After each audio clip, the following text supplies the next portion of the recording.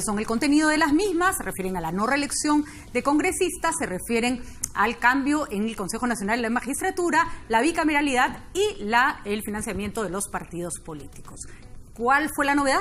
¿Qué fue lo que generó muchísimas dudas y muchísimos comentarios? Que el presidente Martín Vizcarra dijo que planteaban la consulta al pueblo, pero que no estaban de acuerdo con la reforma de bicameralidad, que en ese sentido tenían reparos. El presidente Martín Vizcarra ha tenido la deferencia de estar con nosotros esta noche para explicarnos esta postura, que para muchos ha sido confusa, para otros ha sido inexplicable y para otros tiene muchísimo asidero. Pero dejemos que él explique las circunstancias en que ha tomado esta decisión. Presidente, muy buenas noches y bienvenido a Quien Tiene la Razón. Le agradecemos estar acá. No, al contrario. Muchas gracias, Patricia. Un saludo para ti y para toda la gran audiencia. Bueno, tratemos de hacer un poquito de memoria en estos días para entender un poco lo que ha pasado. El 4 de octubre podríamos decir que fue algo así como el día de este paquete de reformas que había estado... Y de muchos otros temas más. El 4 de octubre sí, fue un día... hubo una serie de acontecimientos políticos. Fue el día de EFG, ¿no? Para muchos aspectos. Así es. Y ahí se cumplía el plazo que usted le había dado al Congreso, que había convenido con el Congreso para que se presentaran todas las reformas. Y esto se había logrado esa madrugada y usted se mostró conforme con lo que se había aprobado en el Congreso. Recordemos que dio una entrevista con nuestro colega Quique Chávez en Canal 7 y uno lo escuchó y dijo, bueno, ya, paz en el mundo y las cosas empiezan a caminar. ¿Qué pasó? Mire, somos absolutamente coherentes desde el principio. Y el principio en el tema de las reformas inicia el 28 de julio. Recuerden ustedes que el 28 de julio, cuando asisto al Congreso y doy el mensaje a la Nación, tratamos, entre otros temas, el tema que es necesario implementar algunas reformas que son necesarias para superar la crisis del Poder Judicial, porque pocas semanas antes del 28 de julio nos enteramos de unos audios donde jueces supremos, jueces de jurisdicciones como el Callao, hablaban, transaban acuerdos, sentencias, es decir, una desvergüenza de autoridades del Poder Judicial. Y entonces la indignación de la población era muy grande, como también de todas las autoridades, y teníamos que cambiar. Y hablamos en ese sentido que deberíamos hacer una reforma del Consejo Nacional de la Magistratura. Pero no solamente es una reforma constitucional, sino además de ello, hemos presentado 7 proyectos de ley para cambiar esta situación y nuevamente recuperar la confianza en un Poder Judicial que requiere tener decisiones que sean claras, que sean objetivas, que sean predecibles y no como estaba el Poder Judicial. Ese fue un concepto. Y además, en el tema político, planteamos 3 reformas constitucionales. Una, para fiscalizar el financiamiento de los partidos políticos, que hay un mejor control. La segunda era sobre la bicameralidad, que nosotros creemos que un Congreso bicameral es mejor que un Congreso unicameral. Lo creemos y lo ratificamos ahora. Y la tercera era la no reelección de congresistas. Las 3 propuestas que fueron planteadas el 28 de julio, que la primera semana, entre el 8 al 10 de agosto, fueron presentadas al Congreso. Yo personalmente llevé las 4 propuestas de reforma constitucional al Congreso y tenían un plazo porque lo que dijimos, que dado que son reformas de la Constitución, deberían tener legalidad, es decir, ser aprobadas por el Congreso, pero también una legitimidad que le da a la población, que la población opine al respecto. Eso lo planteamos. Hubo varios incidentes en este tiempo y hubo una especie de tira y afloja de ambas partes. Usted planteó la necesidad, llevó los proyectos al Congreso, pidió plazos, no le gustó que le dijeran vamos a ver en qué momento, exigió plazos y el Congreso, a regañadientes en algunos casos, en otros no, fue cumpliendo lo establecido. Usted pidió, además, que no hubiera cambios significativos ni que desnaturalizaran esas propuestas. Efectivamente. En 3 de ellas usted no ha encontrado cambios que desnaturalizan. Efectivamente. Todas han sufrido cambios. Pero es lógico que el Congreso pueda analizarlas, evaluarlas e incorporar algunos cambios en función de aportes, sugerencias y criterios que pueden ser diferentes. Nosotros dijimos que queríamos que las propuestas no sean desnaturalizadas, es decir, que se cambie, aprovechando la reforma, el sentido del planteamiento. ¿Qué le molesta en la de la bicameralidad? Lo he escuchado, entiendo, he escuchado sus argumentos, pero me gustaría que los repita porque me gustaría detenerme en cada uno de ellos. Ya.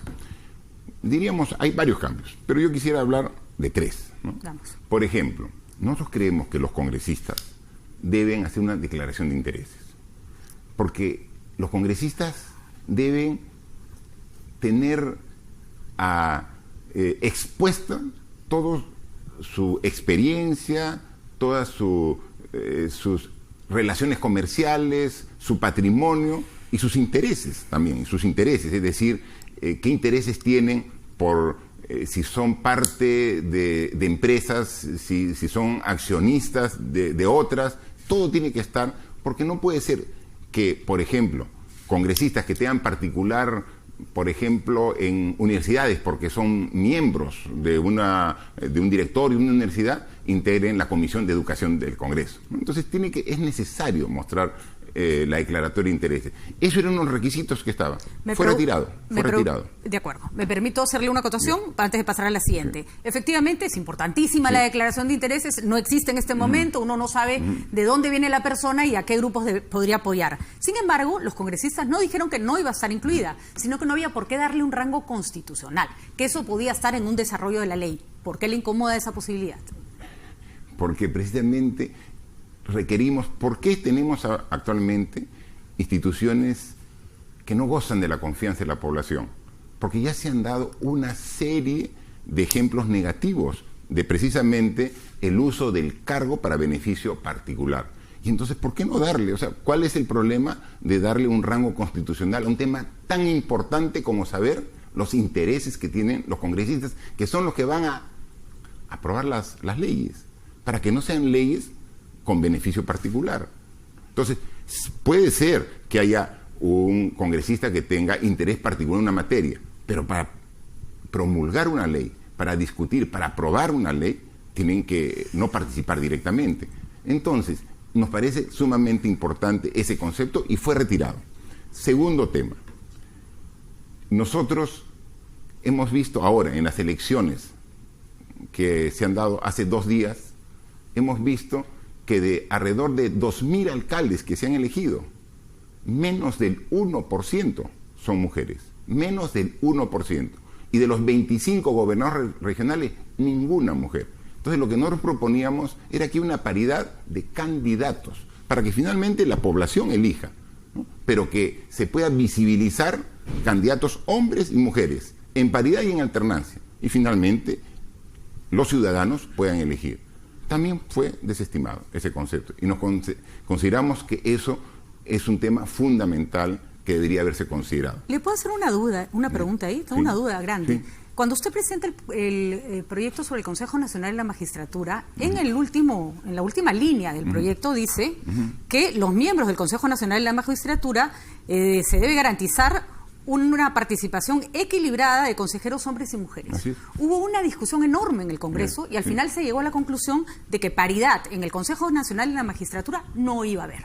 Es decir, no se respetó. Y sin embargo, usted no está observando esa ley. No. Partiendo exactamente del mismo principio por el que sí quiere que se observe la siguiente, ¿no? Porque en el Consejo Nacional de Magistratura, el concepto de fondo para ser elegidos es el concurso de méritos. Entonces ahí van a ver, seguramente van a postular mujeres con mucha capacidad y puedan ganar por su mérito propio, por su experiencia, por su preparación académica, por los requisitos que ahí se piden. Entonces, consideramos nosotros, pero como es meritocracia, ahí directamente puedan ver. Pero cuando tienen que elegir la población, tenemos que poner en las listas, también tiene que haber hombres y mujeres. A ver, pero bueno. Ahí le hago una acotación más. En los cargos públicos, en los cargos privados, que son más meritocráticos que ningún otro, porque ahí no se trata de la población, la cantidad de mujeres en puestos ejecutivos en el Perú, no por falta de capacidades, sino por discriminación, es bajísima.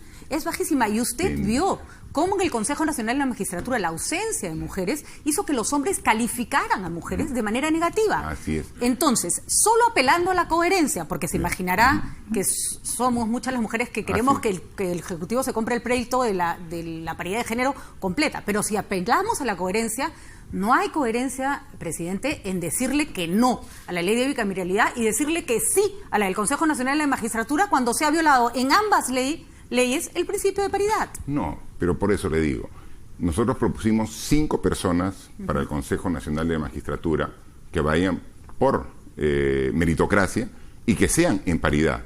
Finalmente desestimaron y ahí sí es un concurso público de méritos y nosotros consideramos que existe profesionales competentes, mujeres que pueden acceder. Entonces, a pesar que hicimos la propuesta, fue desestimada y lo consideramos, dado que es necesario y urgente que también de una vez por todas se restituya el Consejo Nacional de la Magistratura, puedan de una vez establecerse, le han cambiado de nombre, ¿no? Ahora es la Junta... Sí, tiene un nombre nuevo. Le han cambiado el nombre al Consejo Nacional de la Magistratura. Es Junta Nacional de Justicia. Junta Claro, Nacional de Justicia. Pero cuando tenemos 2.000 alcaldes que se eligen cada 4 años, 25 gobernadores regionales, nosotros sí creemos que debería los partidos políticos hacer un esfuerzo para poner en sus listas de candidatos con paridad hombres y mujeres para la opción. Insisto en este punto, no por pesada, sino porque creo que las mujeres tenemos el derecho de ser tomadas como una causa, no como una excusa. No como una excusa. Entonces a eso apela mi siguiente pregunta. En los últimos años, solo el 22% del Ejecutivo han sido mujeres. En el Congreso no se alcanza ni siquiera el 30% de la cuota. En el Poder Judicial, con las justas, 35%. Las alcaldías, entre 2 y 1%. Los gobiernos regionales, ya ni le digo. ¿Ustedes no han descubierto esa realidad en estas últimas elecciones? Lo que se trata es de mejorarlo. Presidente de la República. O sea, ¿nos quedamos conformes con esas cifras?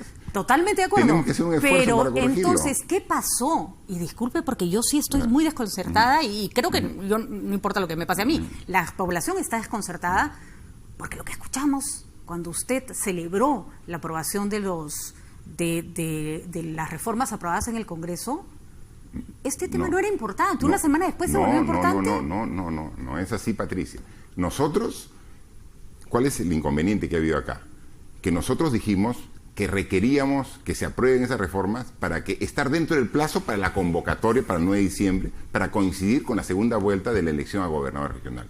Quien puso el plazo fue precisamente el Congreso de la República. El mismo Congreso, a través de su Junta de Portavoces, de su Junta Directiva, determinaron de que el plazo que ellos se daban directamente al Congreso para estar dentro de la posibilidad de convocar al referéndum era el 4 de octubre. ¿Y cuándo se han aprobado estos proyectos de reforma? El 4 de octubre. El último día en la madrugada. Es el último día. Ese día nosotros hemos recibido y saludamos que el Congreso haya aprobado la reforma. Pero entre el lapso de la aprobación de las reformas, que fue el último día, el 4, al día de hoy, 9, 5 días tenemos derecho a analizarlas y analizar estos temas que consideramos que son sumamente importantes. Y hay otro tema que entre los factores que nosotros decimos que desnaturaliza es el tema de la cuestión de confianza. O sea, es un tema sumamente importante para el equilibrio de poderes. O sea, tiene que haber un equilibrio de poderes entre el Parlamento, entre el Poder Legislativo y el Poder Ejecutivo. A ver, para que entiendan los que no han seguido la discusión, se cambiaron los términos de la condición de confianza, de la cuestión de confianza en ese Parlamento. El tema está en discusión en el TC, pero mientras no se apruebe, esas son las reglas que rigen. Y más o menos eso, con algunos cambios, ha entrado en ese paquete de la bicameralidad, que tendría rango constitucional. Eso es lo que a usted le parece un contrabando, Por ¿no? supuesto, porque mire, la Constitución actual que está vigente da herramientas para que el Congreso y el Ejecutivo puedan establecer un equilibrio. Y la herramienta que da el Poder Ejecutivo es precisamente la cuestión de confianza, ¿no? Cuestión de confianza que se usa en casos extremos, o sea, no se usa permanentemente o por cualquier motivo, pero es una herramienta. El Congreso, después que cayó el gabinete Zavala y fue un rechazo a la confianza, para evitar que haya un segundo rechazo de la confianza, cambió el reglamento.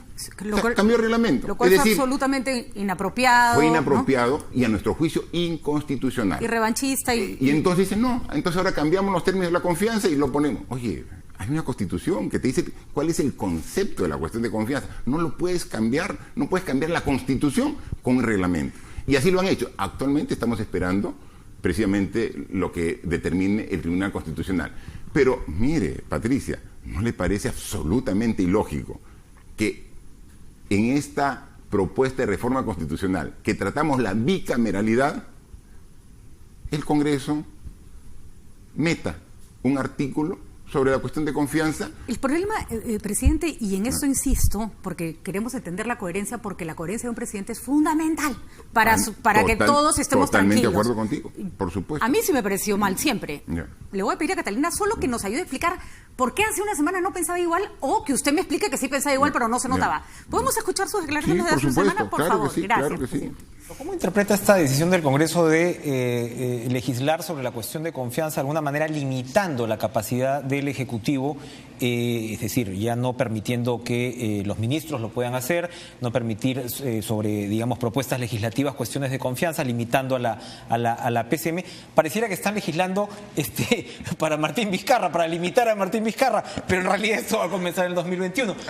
¿Cómo queda eso? Por eso, nosotros vamos al aspecto de fondo de las propuestas, ¿no? Entonces, ¿ha habido cambios? Sí ha habido cambios. ¿Cambian el concepto de fondo de las propuestas? Creemos que no, por eso las aceptamos, por eso saludamos. Hay un toma y daca, hay cierto toma y daca político, como debe ser, ¿no? Como debe ser. Porque siempre saltamos allá, cierren el Congreso. Ha habido ¿no? momentos de tensión bastante fuertes. Es parte de la democracia, es parte de este trabajo de articulación que a veces es en armonía, a veces es tenso. Bueno, quedamos todos un poco confundidos. Usted decía, es un tema nos vamos a los temas de fondo, consideramos que no ha sido un cambio sustancial. Una semana después sí era un cambio sustancial. 5 días después estamos hablando. Imagínese. Sí, no, lo que estamos viendo es que tenemos que analizar a profundidad las 4 reformas, y es lo que hemos hecho desde el día que recibimos la autógrafa, que fue ese mismo día, cuando yo estaba en esa entrevista con el periodista Enrique Chávez, cuando estábamos en ese momento estaban entrando las autógrafas y comenzamos a revisarlas.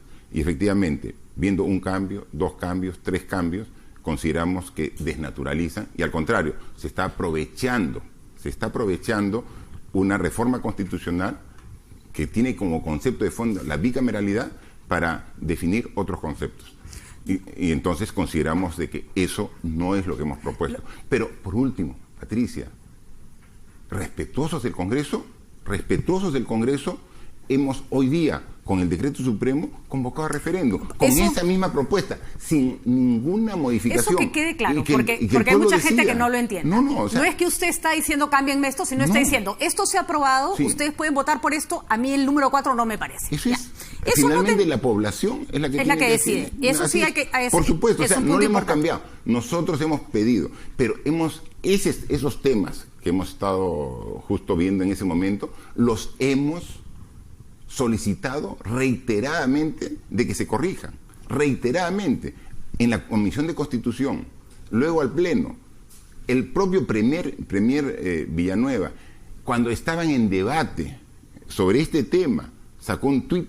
No, y aquí tengo el tuit. Recuerdo el tuit del señor Villanueva. Estamos atentos al debate del Congreso, invocamos que se respete el equilibrio de poderes. Y después de eso se llevaron al señor Villanueva al Congreso, ¿no? Y fueron a buscarlo, justamente porque la decisión que quería tomar el Congreso... Y sustentó el mismo concepto, y está también en su intervención. A ver, vamos, presidente. Algunas cosas que me parecen importantísimas que nos aclare. Primero, creo que el punto central está acá.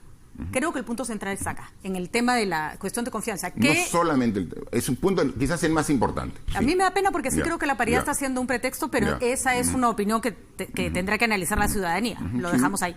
Pero el punto es el siguiente. Las 4 propuestas tienen que analizar la ciudadanía. Todos, por supuesto. Todo, no solamente ellos. Fue su premier. Votó porque es congresista. Votó la vicepresidenta Arauz. Votó el señor Gilbert Violeta.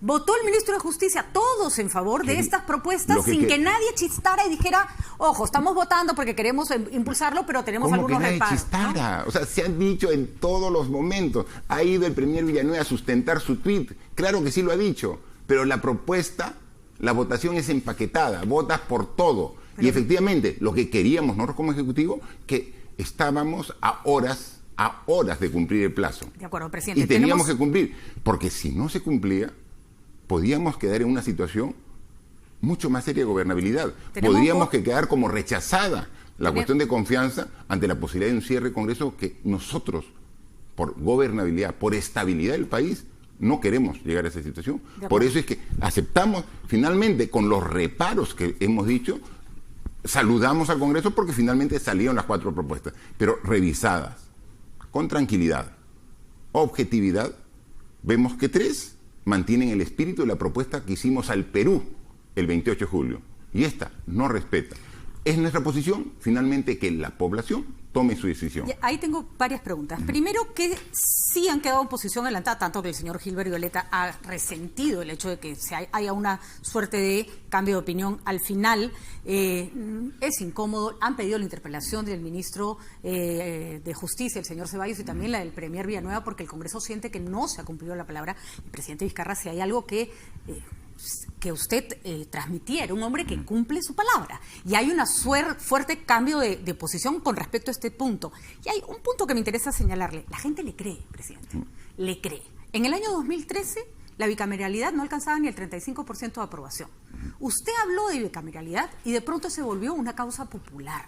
Esta era una ventana de oportunidad para regresar a un sistema que necesitamos. ¿Por qué la distorsionan? ¿Por qué la desnaturalizan? ¿Y por qué usted le da un apoyo a una cosa distorsionada y desnaturalizada inicialmente? Usted es el y toda la gente que lo rodea. Pero es el 4 de octubre límite. O sea, ¿qué digo? ¿La rechazo y cierro el Congreso? No, pero tal vez no debió dar una entrevista que no reflejaba su punto de vista. La entrevista era a 3 días de las elecciones para decir, este tema está concluido. El Congreso aprobó las 4 reformas, dediquémonos a las elecciones, concentrémonos en las elecciones. Y luego, hasta la fecha de la convocatoria a referéndum, tenemos tiempo para hacer análisis. El referéndum se ha respetado estrictamente lo que ha enviado el Congreso. El problema, presidente, es que como usted la gente le cree, sí, hoy día probablemente ya se tiró abajo la posibilidad de que haya una bicameralidad. Porque sí, le digo porque se lo digo porque Patricia, se lo digo en buenos términos. ¿Quién ha cambiado el concepto? De acuerdo. ¿Quién ha cambiado los artículos? Pero no va a haber bicameralidad. Y probablemente esta sea la única ventana de oportunidad. ¿Por qué? Porque usted le hizo creer a la gente, y con razón, de que la bicameralidad era una buena idea. Y ahora le dice a la gente, ya no voten por la bicameralidad. ¿Cuándo vamos a volver a la bicameralidad? Porque ha sido desnaturalizada. ¿O tú crees que se mantiene el concepto? Creo que lo de la paridad de género no era un tema importante hace una semana, me da pena que lo sea ahora por otras razones. Está bastante evidente que no le parecía un tema de fondo lo de la cuestión de confianza y, bueno, hay otros aspectos que se sabía que no iba a ser perfecto, pero era una oportunidad importante. Y creo que se le van a cerrar las puertas y, bueno, la gente decidirá, pero su opinión importa, presidente. No, por supuesto. Y como dices tú, Patricia, nosotros tenemos la confianza de la población. ¿Por qué? ¿Porque trabajamos en beneficio particular? ¿O porque realmente notan que estamos haciendo esfuerzos de cambiar las cosas? Y para cambiar las cosas tenemos que ser coherentes. Y para ser coherentes tenemos que respetar la propuesta. Yo no podría nuevamente regresar a los pueblos que recorro todas las semanas a decir, se ha mantenido la propuesta que presentamos el 28 de julio y mantiene la esencia. Con estos 3 argumentos, por decir solamente 3, se ha desnaturalizado. Yo estoy de acuerdo con la bicameral, pero con esta bicameralidad no estoy de acuerdo. Y te lo he sustentado. ¿Por qué? Tú puedes decir que quizás es un tema ahora analizado y que la paridad no era necesaria. Siempre es importante. Para mí sí es importante. Para mí sí es importante. Se imaginará que para las mujeres es fundamental. Con mayor razón. Pero no nos gusta que nos usen de excusas. En absoluto. Ese es el punto que nos preocupa. Y no es así. ¿No? Pero es que, ¿cuándo vamos a cambiar? O sea, queremos cambiar. Cuando no sea un motivo para golpear a otro. Y le pregunto eso porque interpretación de lo que le cuento, las lecturas que tiene su decisión. Hay quienes dicen, el presidente se acostumbró a golpear el Congreso y ¡pam! Le sube la popularidad. ¿Es esto parte de...? No, pero mire, si se habla de golpear, yo en estos 2 meses de congresistas he recibido todos los adjetivos. O sea, me han dicho de todo. Haga un recuento.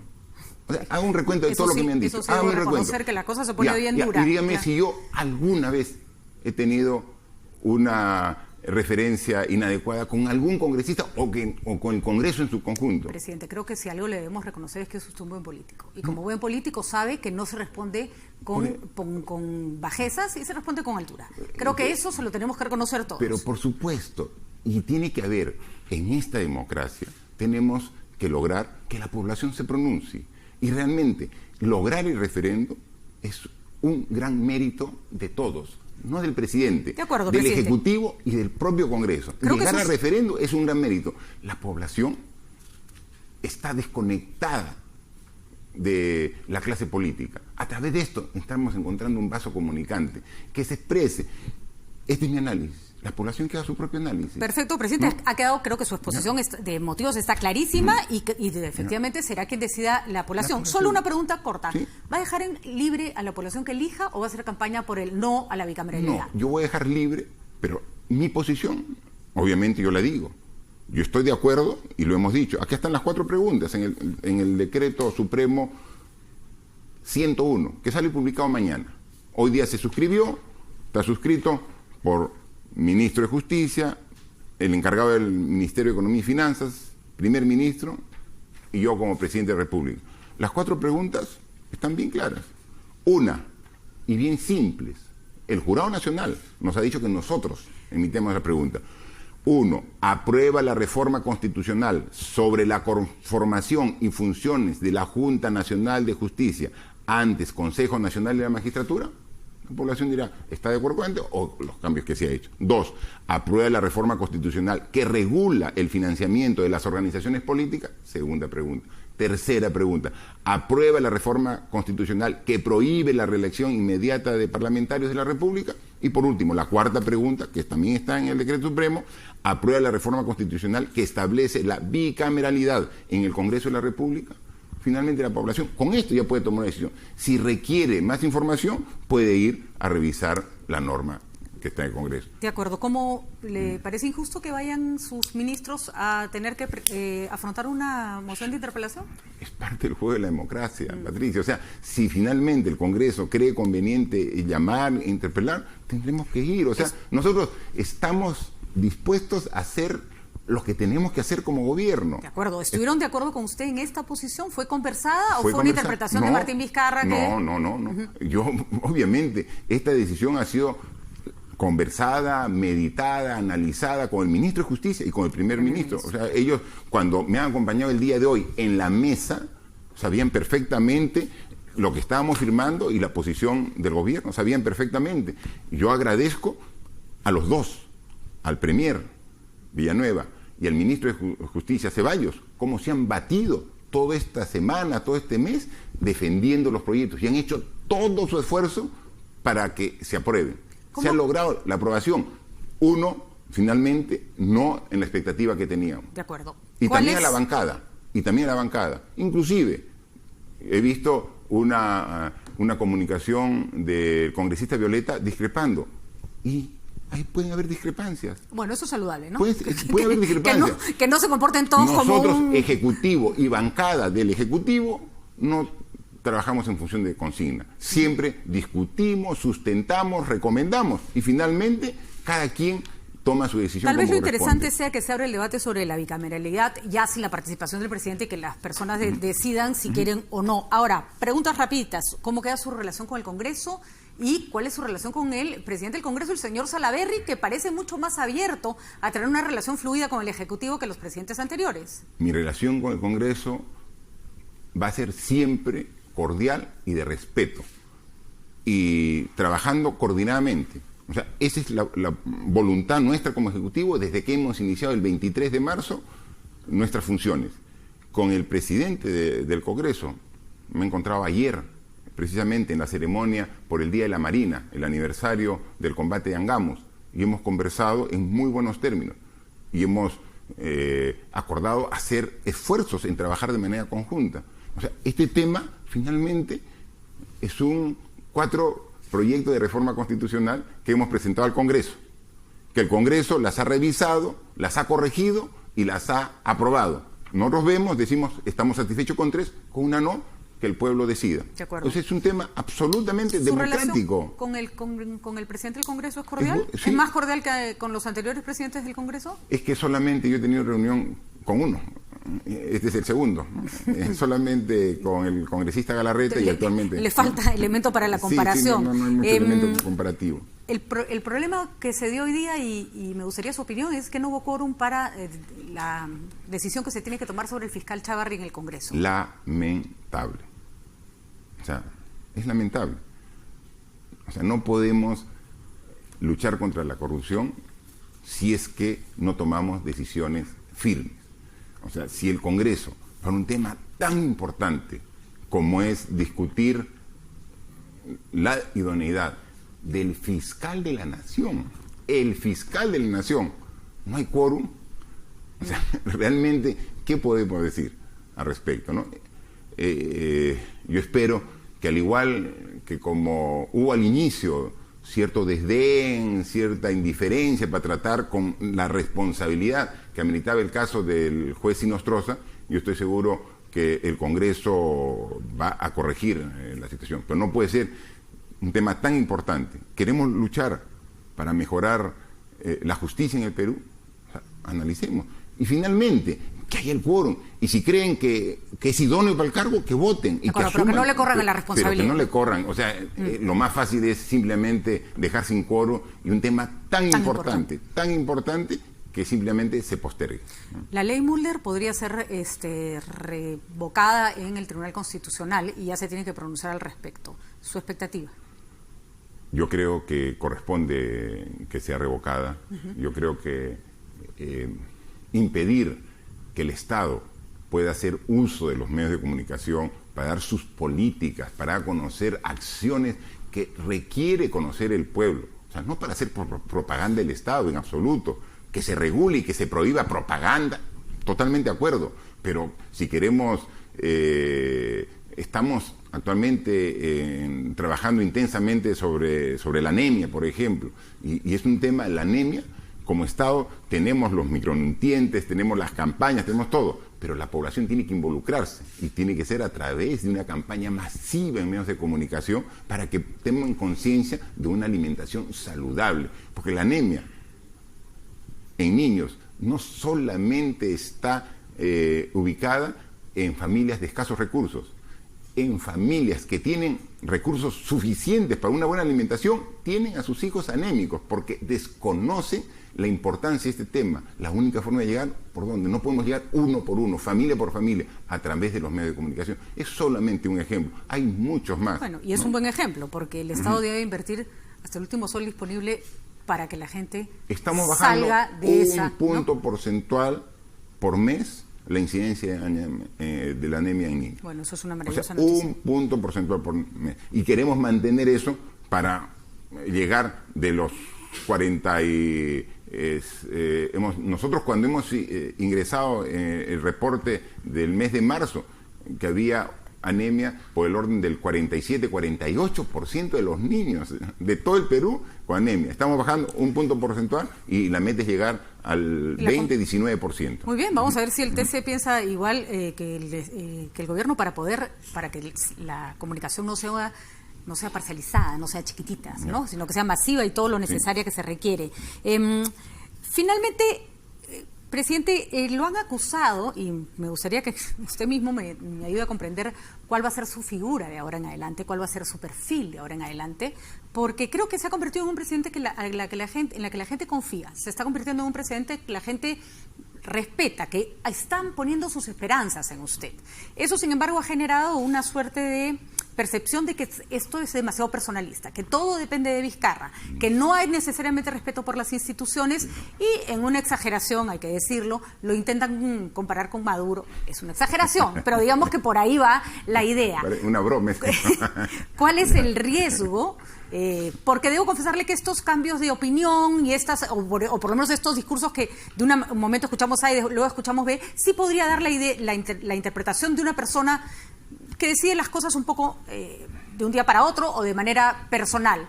¿Estamos en esa línea? ¿Se está personalizando Patricia, demasiado el poder alrededor de usted? Hoy día estamos convocando un referéndum a 4 reformas que no le hemos cambiado nosotros ni una coma de lo que ha llegado del Congreso de la República.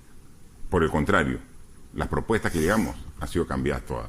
Solamente damos nuestra opinión, que no estamos de acuerdo en uno. O sea, ¿qué más? Respeto a la institucionalidad, a la independencia de poderes. El Congreso finalmente es el que tiene la última palabra en la formulación de las propuestas de cambio constitucional que han sido aprobadas, las respetamos. De acuerdo. Nosotros no tenemos... ¿Cuál es nuestro perfil? El que somos, ser natural. O sea, nuestro perfil, ser como somos. creo que nos conocemos mucho antes de que tenga esta gran responsabilidad. Y debo reconocer que no le he cambiado la cara. Soy exactamente igual. Eso sí reconozco. Soy exactamente igual, no tengo, y soy absolutamente consciente, Patricia. Claro, por supuesto, soy consciente de ello. ¿Y sabe quién es la primera persona que me hace acordar todos los días de ello?